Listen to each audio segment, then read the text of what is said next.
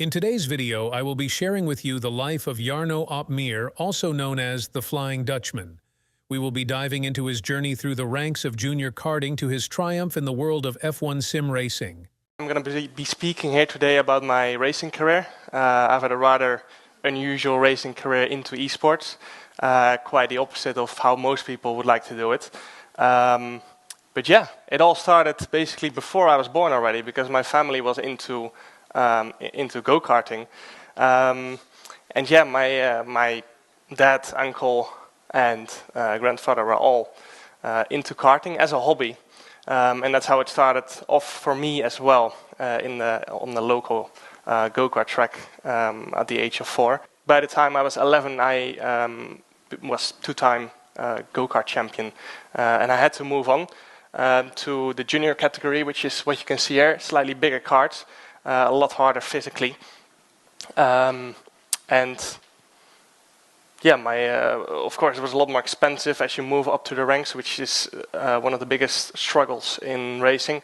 As you go up the ranks, it's going to cost more and more, and you might eventually get stuck. Fortunately for me, I had a sponsor since I started, a very important sponsor, who supported me basically until the very, very end of my real racing career. By the age he was 12, he was already a 3-time go-karting champion. And this was only the beginning of his success, showing that he had the skills capable of becoming a champion. However, for Jarno, he was picked up by the Renault junior team, which funded him into Formula Renault. But for Jarno, he had an unfortunate season as he was with a brand new team. Ultimately, he lost his backing because of his poor season. Formula 4, my first year, I finished second in the North European Championship. Through that, I got picked up by the Renault F1 junior team, which then of course helped me fund myself into Formula Renault. Unfortunately for me, I had a very bad season in Formula Renault. I was with a brand new team at the time, together with 2 other rookie teammates, which makes it hard to really get somewhere with setup. Yeah, unfortunately, didn't make it through into Formula 3 and Formula 2. One of the reasons was I lost my backing from the Renault F1 junior team. Jarno has had a successful career through when, in 2019, he unfortunately lost the championship with 2 races to go, as he wasn't up to the level of a champion. To where the next year, in 2020, he became the 2020 F1 sim racing champion. This was not the first time, as the following year he won it again with Mercedes in 2021 and became the second back-to-back F1 sim racing champion. And yeah, this was my first year of F1 esports in 2019. So it actually took me almost 1.5 years before I got into F1 esports, because I previously failed to be good enough, simple as that. But yeah, then 2019 finished 4th. Unfortunately, I lost the championship with 2 races to go. Simply not quite up to the level of esports yet. Of course, there were some people who have been doing it for 10, 15 years already, so my rookie season was always going to be very, very hard. 2020 though, I managed to get my first F1 esports world title. And yeah, it was very hard. Of course, took a lot of hours.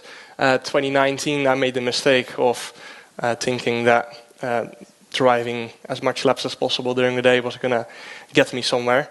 But yeah, unfortunately, you've got mental fatigue as well, and you just need to rest.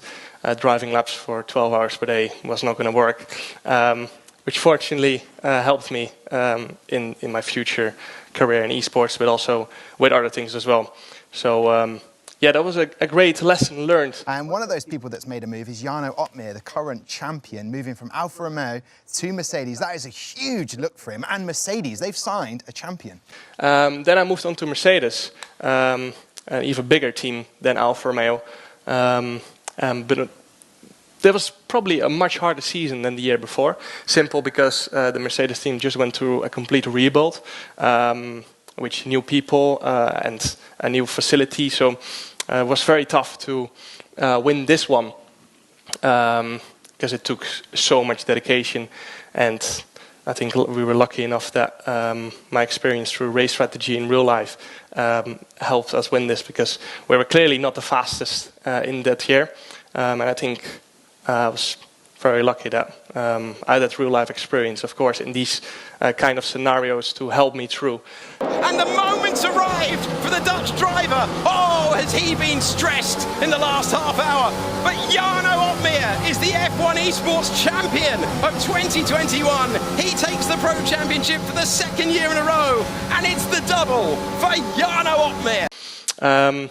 Now a little bit more to the marketing side of things, which I think you guys are a little bit more interested in. I was very smart to start my YouTube channel when I became F1 World Champion, F1 Esports World Champion the first time, basically within the week after I became World Champion, because I knew that if I wanted to start off a YouTube channel, it had to be right then after winning the championship, of course. I think a lot of people want to of course, watch the very best. And I realized that myself as well. So Jarno was smart to start his YouTube channel after he became F1 Sim Racing Champion, as he knew that this would be a stepping stone in order to grow and allow people to see him outside of being just an F1 Sim Racing driver. For Jarno starting this, it would be hard as he was terrible at speaking in front of a camera, but luckily he got better at this over the course of his career. Jarno quickly started to see growth in his YouTube channel, as he was the most prominent name in F1 sim racing, so this only helped people to find him and start to enjoy the content that he was making. As a result, at this moment in time, he is already close to hitting a milestone of 500,000 subscribers on YouTube. I hope that you enjoyed this video about Janro Opmeer and his journey from karting at a young age to being known as one of the greatest of F1 sim racing. So let me know if you want a follow-up video on any other F1 sim racing drivers.